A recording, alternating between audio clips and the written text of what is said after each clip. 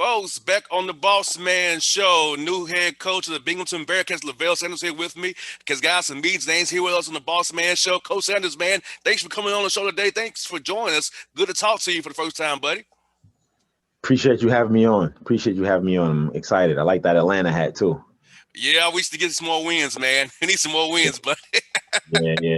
It's gonna happen. yes, indeed. Well, tell me, Ms. Coach Sanders, how did it make you feel when the university came to you and said we want to make you interim head coach after they moved on from Coach Dempsey? So you getting the call from the university. They really must believe in you. You've been there for a few years. Tell us how that made you feel when they said, Coach Sanders, we believe in you. We want you to take this program over next year and build it the best way you can going forward. Yeah, it was. It was a kind of an emotional roller coaster. Because when everything happened, of course, in order for me to get this position, somebody had to finish, right? So Coach Dempsey gave me the opportunity to get on his staff, and I'm grateful for that. So as I said, when they were telling me that they weren't going to renew his contract, and if I wanted to take over the position, I was pretty excited. A lot of people try to work a lot of years and try to get in this position and don't have opportunity. And for me to be back, in the U.S. for 2 years and get this opportunity, I'm definitely appreciative for that. So I was excited. I was super excited. I'm still excited. But when the initial talk on Sunday was, I was a little bit shocked because I wasn't really expecting it. But definitely excited for the opportunity. Most definitely. You've been a head coach over there in Europe, so it's not like it's your first rodeo being a head coach. It's your first time being a college head coach, dealing with all those NCAA regulations and rules you have to abide by. So for you, seeing Coach Dempsey running on this program the last few years, so how prepared are you in your mind to be the head man here going forward? But I know you've been a coach, you definitely aspire to be a head coach once again. So watching how Coach did his thing, so what things you take from him as you move on in this role you have right now? Yeah, I mean, it's definitely a lot different being a head coach. That you have so much more responsibilities. Coach Dempsey did a really good job of running the program. I mean, we have top-notch student athletes in our program, right? We have a fan base that's excited. He did a good job of helping and engaging the fan base. Actually, just talking to we just had a fundraising meeting, and Tom Galby, who's in charge of that, was telling us that Coach Dempsey did a really good job with that. So we have to make sure we continue, the things he did. A lot of times when you take over a program, I think people like to talk about going in a different direction and all those type of things, and I think that kind of undermines some of the things that the coach prior, what they did. So we want to kind of continue to build on the things he did, but um, I think every coach, if you put 10 coaches in the room, probably all 10 coaches will have different ideas, different styles of play. So we definitely want to do some things differently, but definitely continue to build on what Coach Dempsey did. And as you said, I was a head coach overseas, which is, I think coaching professionals are different than coaching in college kids. As you said, there are a ton of rules and things you have to abide by, and just in terms of practice and things like that. You have to give guys a certain number of days off. Whereas as a professional, when you coaching overseas, that's your job. There No doubt. you don't want to give a guy a day off. You don't have to. If you feel that we need to work for 7 days in a row, you're going to work 7 days in a row. So there are some adjustments you have to make. But I think the good thing, the one thing that I didn't have overseas was I only had one assistant coach, and so you kind of have to wear a lot of hats. Whereas Oh yeah. here, you have 3, 4 of the coaches you're working with, but you also have administrators, and you also have compliance people and academic people that help you out. So you have a good support system to help you over here, and that's what I like. That's the one thing that I was looking forward to when I decided I wanted to come back. Was I was looking forward to the collaboration of being able to get in the room and have 3, 4 other coaches there, and everybody kind of bounce ideas off each other, because I think that's the thing that really helps a program strive. Of course, the head coach has to have a vision, but I think you have to have people around you that can help you bring that vision to fruition. And I definitely believe we have that here. Now, Coach, for you come out of Jamaica, Queens, playing overseas, at what point did you say in your mind you wanted to get into coaching? 'Cause I know a lot of players would love to play, but then a lot of players don't want to get into coaching. So, at what point for you did you decide you want to get into coaching from playing overseas and being coming out of Jamaica, Queens, a great part of New York City there? So, tell us about that. Right. I went to high school in Jamaica, Queens. I'm from Brooklyn, though. I'm from Brooklyn, New York. So, Okay, so you're Brooklyn um, BK in the house. right. But you know what? It wasn't until I never thought I would be a coach. But when towards the end of my playing career, I became a player assistant. So I was, I was a player, but also I was an assistant coach. And that was kind of the first time where I was like, oh, this is cool. And I always thought of myself as a smart basketball player, have a high basketball IQ. So it wasn't hard for me to to make the transition. But again, I think it was until like 2014 maybe when I thought, when I started to think about, well, you know what, maybe I can coach. And because I did, I played till I was 40 years old. So I had, I didn't have the athletic ability. I didn't have the speed and quickness. So I had to use my brain, right, to be successful, which I also think helped me a lot. I think a lot of times, especially, coaches, I know for me, I think the great thing that helps me is that if I'm trying to talk to a kid about, how to beat, for example, an ice defense where they pushing you to the baseline, trying to keep you on one side of the floor. Like I actually played against that, right? Because again, I was a player just 5 years ago. So a lot of the things that these kids are seeing, I played against, and I knew how to beat it as a player. So it helps me as a coach. I remember last season, my first season here in Binghamton, we had a really good point guard, Sam Sessoms, and he ended up transferring to Penn State. But he was a really good player. And I remember the first game of the year we were playing against Cornell, and they started to, again, they were icing him on the sideline, trying to keep him on one side of the floor. And I was just trying to give him some tips and pointers, because again, as I said, I had played against that defense, and nothing against coaches that haven't played against it. I just think it gives me a kind of unique Oh yeah. advantage, because I have seen some of the things, and I have played again as recently as 5 years ago. So definitely looking forward to being a head coach again. No doubt. And for you, coach, building a program is so key to building a culture, having the right guys on your team and on your program. Because if you get the wrong guy, can just wreck the whole thing. It messes up any progress you have. So, how do you envision building this program, knowing that you have this year here as the interim head coach, to make sure it's good and you can cement yourself as the head coach of Binghamton going forward?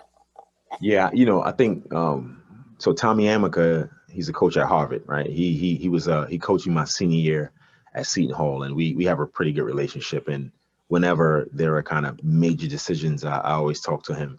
And one of the first things he told me was that, um, don't coach as if you're trying to get the job, but coach as if you have the job, right? So I don't look at the interim tag as I want to prove something to somebody. I'm going to go about my business as if I'm, the head coach of Binghamton University. And then I think that's important. Secondly, I think that we have really good student athletes in our program already. Um, and as I said, I think each coach has a different way of doing things. Of course, I would do some things a little bit different than Coach Dempsey did. Again, doesn't mean good or bad, but we'll do some things differently than he did, just because we are two different people. Um, so we our guys are off right now. We're going to start back April 5th, and it's going to be from April 5th. We're going to implement. We're going to start doing things, or the culture that we want to create. We're going to start that April 5th, and then it's just about enforcing that on a daily basis. We have to build. There's certain habits you have to build as a player, as a team, to be successful. And of course, it's hard work, right? We all know without hard work, you can't accomplish anything. Most And definitely. then it's not going to be easy. It's not going to be easy. As I told the guys, everybody's going to pick us last, coming into the season, and rightfully so, right? We haven't really, proved ourselves to be successful. But that doesn't mean that it's true, right? And it's our job, and we have an opportunity to go out and prove everybody wrong. I look at and I think you had him on your show, Dennis Gates, who uh, head coach at Cleveland State. Oh yeah.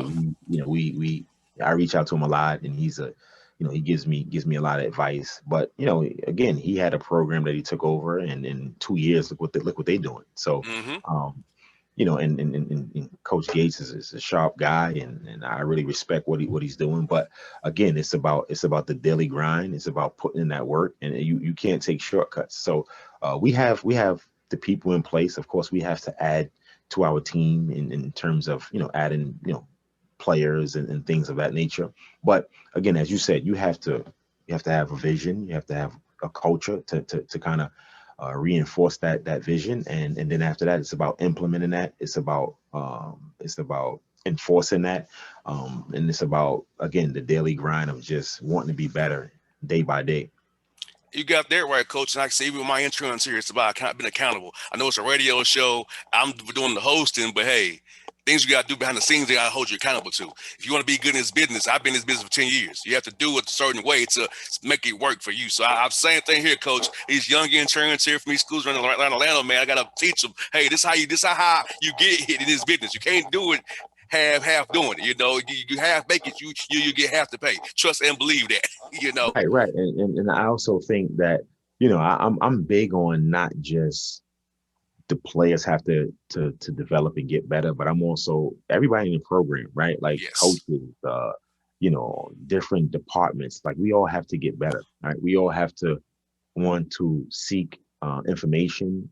We also have to, we can't think we know everything, and that's me. I don't think I know everything. I'm very open to different ideas. I've played for a lot of coaches who were that way. That you know, you kind of talk about that kind of that growth mindset.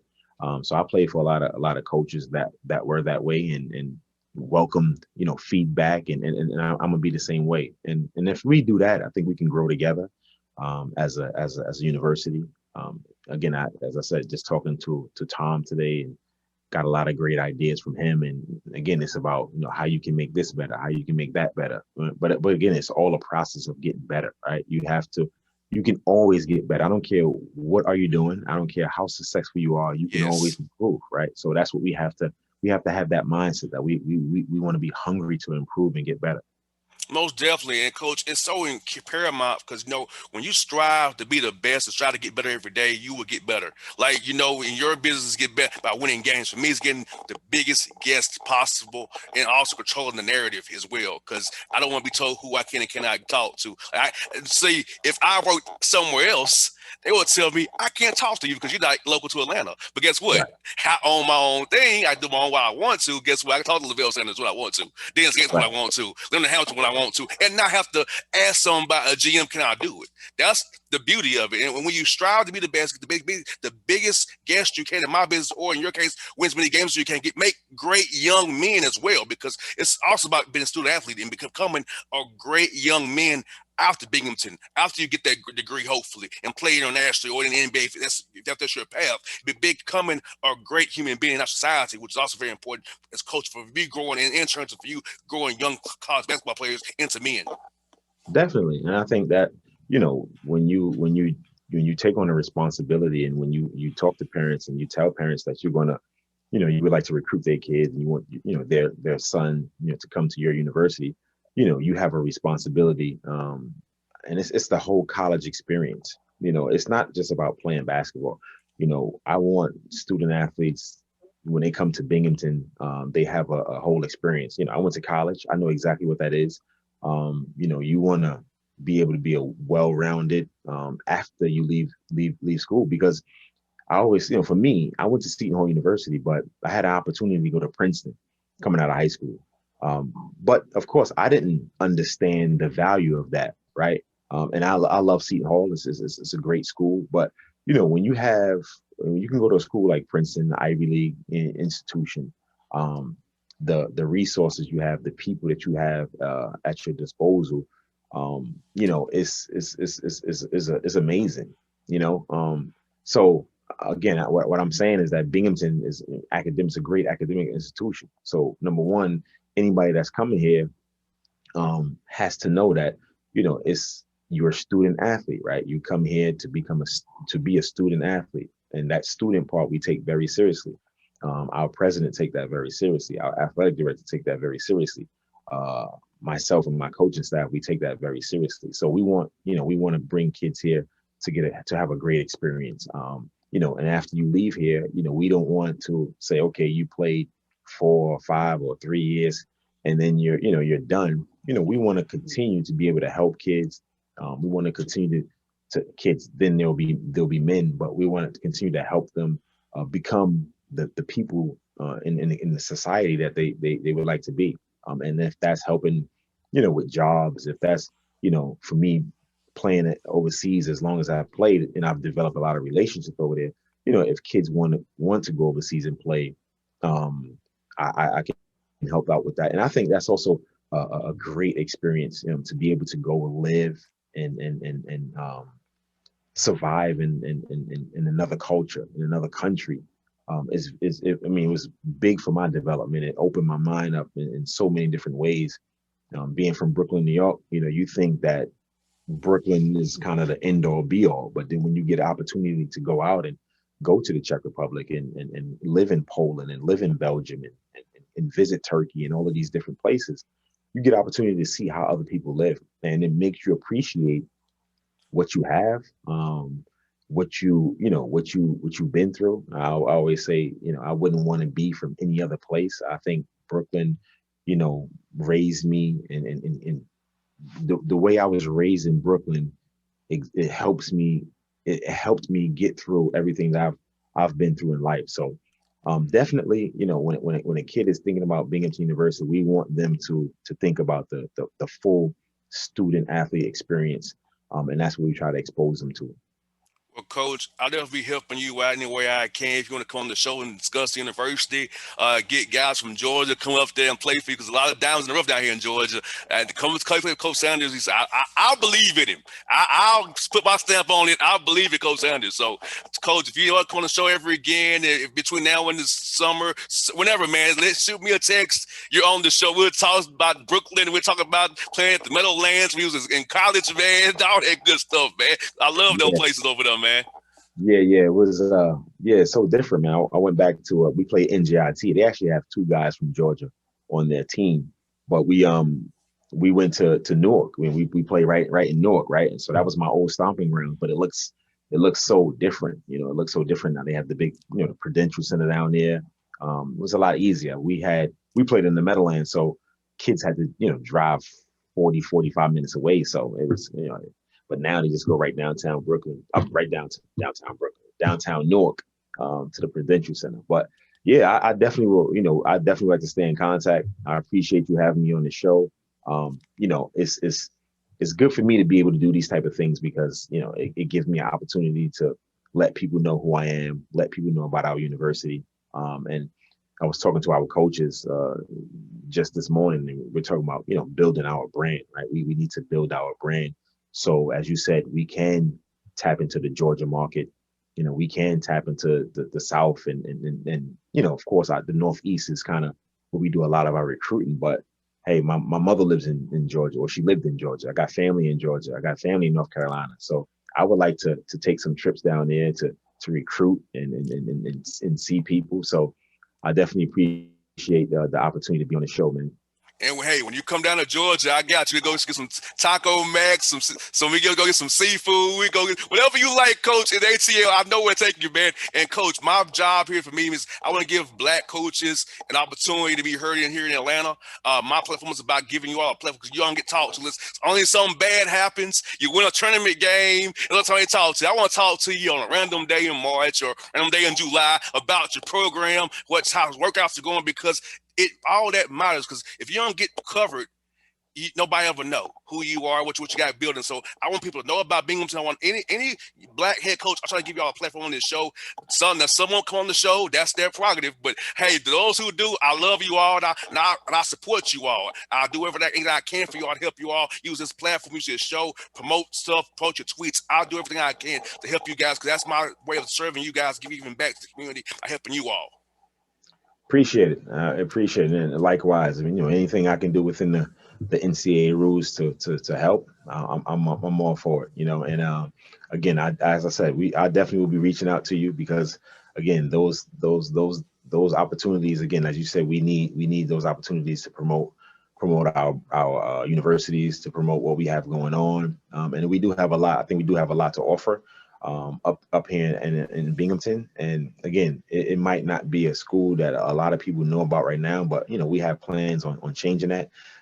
Again, it's to start with the hard work. So I appreciate it. Thanks for the opportunity. Anytime, Coach. Coach, you be safe, man. Talk to you real soon, buddy. Take care. All right now.